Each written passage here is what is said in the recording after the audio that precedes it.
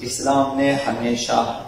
واجبات ادا کرنے اور محرمات سے پرہیز کرنے کی تاکید کی ہے۔ شاید قرآن و حدیث میں سب سے زیادہ جس چیز کی تاکید آئی ہوئی ہے یہی ہے کہ واجبات کو مت چھوڑیں اور محرمات کی طرف نہ جائیں، کسی حرام چیز کا مرتکب نہ ہو جائیں، کسی واجب کو ترک نہ کریں۔ خداوند متعال نے مومنین کی ایک برجستہ صفت یہ بیان کی ہے کہ وہ واجبات کے ادا کرنے والے ہوتے ہیں اور محرمات ترک کرنے والے ہوتے ہیں۔ ایک مومن کی برجستہ صفت یہ ہوتی ہے۔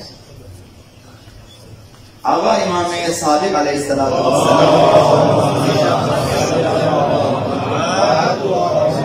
خداوند متعال نے قرآن مجید میں یہ جو آیت نازل کی ہے، یا ایھا الذین آمنوا اصبروا وصابروا، اس کی تفسیر میں چھٹے امام نے ارشاد فرمایا اصبروا عن المعاصی وصابروا علی الفرائض۔ یہ جو خداوند متعال نے اصبروا اور صابروا فرمایا ہے، صبر کرو اور صبر کی تلقین کرو، مراد یہ ہے کہ گناہ چھوڑنے کی اور واجبات کی انجام دہی کی پابندی کریں اور اسی پہ ثابت قدم رہیں۔ مہم ترین چیز یہ ہے،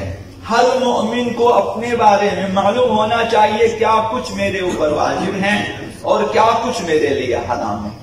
یہ معلوم ہونا چاہیے۔ حضرت آقا امیر المؤمنین علی بن ابی طالب علیہ السلام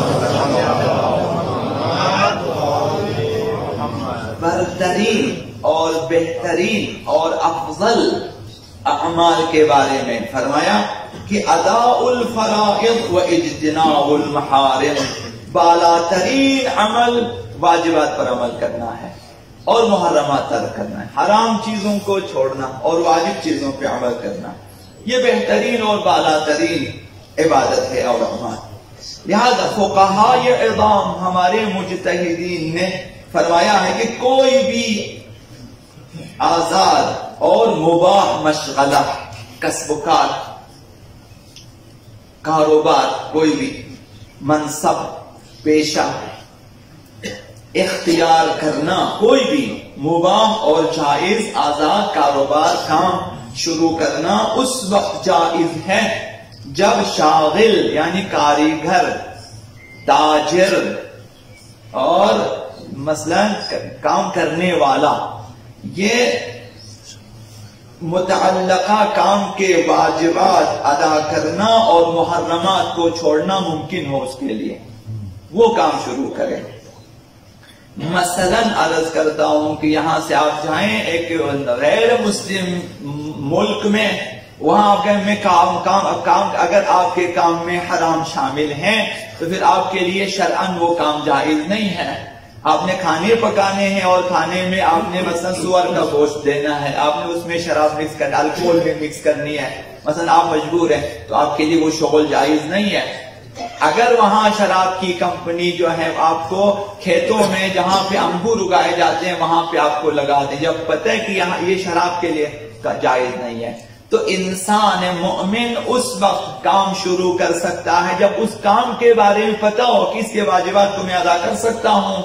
اور اس کے محرمات کو میں ترک کر سکتا ہوں، تب وہ کام شروع کرنا جائز ہے۔ اگر کوئی شخص متعلقہ کام کے واجبات کو ادا نہیں کر سکتا اور متعلقہ کام کے محرمات کو ترک نہیں کر سکتا تو پھر اس کے لیے وہ کام، وہ پیشہ اختیار کرنا حرام ہے، جائز نہیں ہے، یہ مومنین کو پتا ہونا چاہیے۔ تو ایک مسئلہ ہے، ایک تاجر کے لیے سزاوار ہے، یہ احکام میں بیان کیا گیا ہے، ایک تاجر کے لیے، تجارت کرنے والے شخص کے لیے سزاوار ہے کہ خرید و فروخت کے جن مسائل کا عموماً سامنا کرنا پڑتا ہے ان کے احکام کو سیکھ لیں۔ یہ سیکھنا واجب ہے نماز کی طرح، یہ سیکھنا واجب ہے احترام والدین کی طرح، یہ سیکھنا واجب ہے، تب کاروبار کریں، ورنہ متعلقہ مسائل اور احکام نہ سیکھنے کے سبب یہ خطرہ ہو کہ کسی واجب حکم کی مخالفت ہوگی تو اس پر واجب ہے کہ متعلقہ کام کے احکام کو سیکھے۔ پھر بھی نہ سیکھے تو ترک واجب کا گناہ اس نے انجام دیا ہے، ایک واجب کو ترک کیا ہے۔ سنار کو معلوم ہونا چاہیے کہ اس سلسلے میں واجبات کیا ہیں، محرمات کیا ہیں، اور دکاندار کو معلوم ہونا چاہیے کہ کیا کیا چیزیں میرے لیے حلال ہے، کیا کیا چیزیں میرے لیے حرام ہے۔ چونکہ نہیں سیکھتے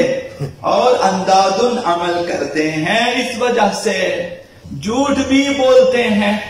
قسم بھی کھا لیتے ہیں کہ یہ 1 نمبر ہے، جبکہ وہ 2 تو کیا 3 نمبر ہے، چیزیں 3 نمبر ہے، گھٹیا ہے، اس کے باوجود یہ 1 نمبر ہے۔ جب آپ کی دکان میں نہیں ملتی وہ چیز، قسم کھاتے ہیں پوری مارکیٹ میں ختم ہے، کہیں نہیں ملے گی آپ کو، آپ لینا یہی لے لیں، یہ جھوٹ بولتے ہیں، کیونکہ احکام نہ سیکھنے کی وجہ سے ہے۔ یہ سب اسی وجہ سے چائے میں، چینی میں، ہر چیز میں ملاوٹ ہے، دودھ میں ہر چیز میں کہتے ہیں بالکل پیور ہے۔ تو یہ اس وجہ سے ہے کہ ہم مسلمان ہیں، برائے نام احکام سیکھنے کی کوشش نہیں کرتے۔